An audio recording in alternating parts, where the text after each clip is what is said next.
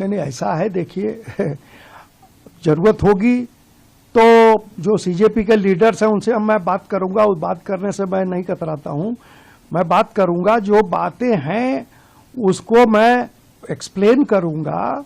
दरअसल ये कहीं कोई बात नहीं थी कि स्टूडेंट के इंटरेस्ट को कोई आघात पहुंचे, उस उद्देश्य से ये जो निर्णय हुआ अचानक, और उसको तुरंत जब काउंसिल ने अप्रूव नहीं किया, काउंसिल में बात चली, काउंसिल में सारे सीजन्ड लोग हैं, और बातचीत करने के बाद हम लोगों ने उसको पूरी तरह विड्रॉ किया। कोई इंक्वायरी का कोई सवाल नहीं है।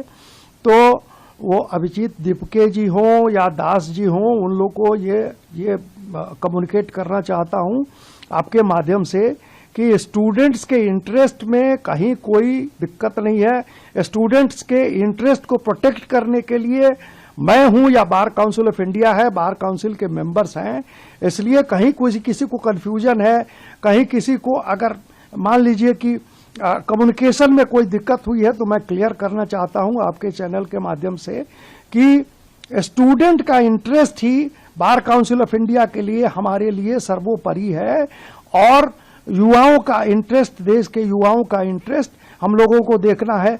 जो अभिजीत दीपके जी चाहते हैं युवाओं के इंटरेस्ट को प्रोटेक्ट करना, वही हमारा भी उद्देश्य है, इसलिए कहीं कोई इंटरेस्ट का क्लैश नहीं।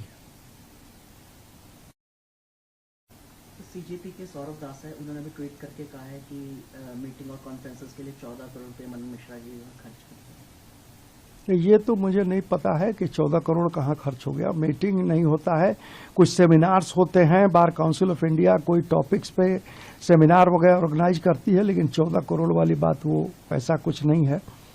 लेकिन देखिए, बात ये है कि कहीं कोई कम्युनिकेशन गैप है तो सौरभ दास जी हों, दीपके जी हों, सब इन लोगों से बात करके कोई अगर कुछ एक्सप्लेन करना है तो वो एक्सप्लेन किया जा सकता है। मुझे लगता है कि कहीं ना कहीं कोई कम्युनिकेशन गैप है, इसलिए इस ढंग का ट्वीट आ रहा है।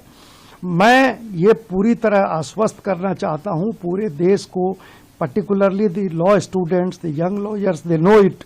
अभी हमने प्रोटेक्शन का मामला लॉयर, यंग लॉयर्स के और लॉयर्स के प्रोटेक्शन का मामला संसद में उठाया है, और मैं उम्मीद करता हूं कि वो बिल भी पास होगा, एक्ट आएगा वकीलों के प्रोटेक्शन के लिए। तो वकीलों के हित की रक्षा, यंग लॉयर्स के हित की रक्षा, ये करना बार काउंसिल का काम है। मैं ऑलवेज, मैंने ये भी जो आदेश आनंद फानंद में एक आदेश हुआ, लेकिन तुरंत काउंसिल ने रोका, काउंसिल में मीटिंग हुई, काउंसिल ने उसको विड्रॉ किया, और अपना पर्पस ये था कि जुडिशियरी से लॉ स्टूडेंट्स को कोई क्लैश ना हो, उनको इंटर्नशिप में कोई दिक्कत ना हो। जुडिशरी में, सुप्रीम कोर्ट में इंटर्नशिप जो मिलता है उसमें कोई बाधा ना पहुंचे। 1 हफ्ते का होता था, वो 2 दिन का हो गया है, अब उसमें भी कोई बाधा पहुंचेगी तो लॉ स्टूडेंट्स को दिक्कत होगी।